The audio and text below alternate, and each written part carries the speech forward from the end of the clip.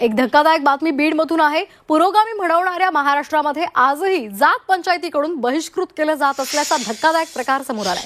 बीडमध्ये सासऱ्यानं केलेल्या प्रेमविवाहाची शिक्षा जात पंचायतीनं त्याच्या सुनेला दिली आहे। आष्टीच्या डोईठाणमध्ये हा प्रकार घडलेला आहे। सासऱ्यानं समाजाची परवानगी न घेता प्रेमविवाह केला आणि त्यामुळे त्यांना 2.5 लाख रुपयांचा दंड ठोठावण्यात आला।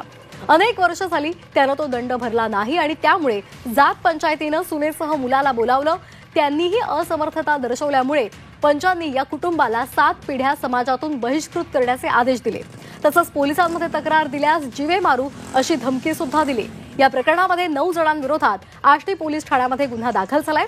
या निमित्तानं पुन्हा एकदा जात पंचायतचा मुद्दा समोर आलाय।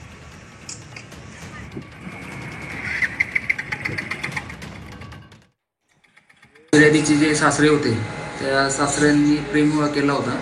त्या प्रेमविवाहामुळे जात पंचायतमध्ये त्यांना दंड करण्यात आला होता।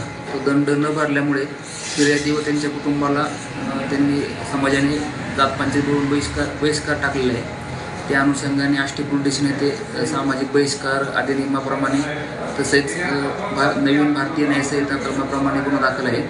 सदर गुन्ह्यामध्ये एकूण 9 आरोपींविरुद्ध या ठिकाणी पोलिसांनी गुन्हा दाखल केला असून सदर गुन्ह्याचा तपास सध्या पोलीस स्टेशन स्तरावर चालू आहे।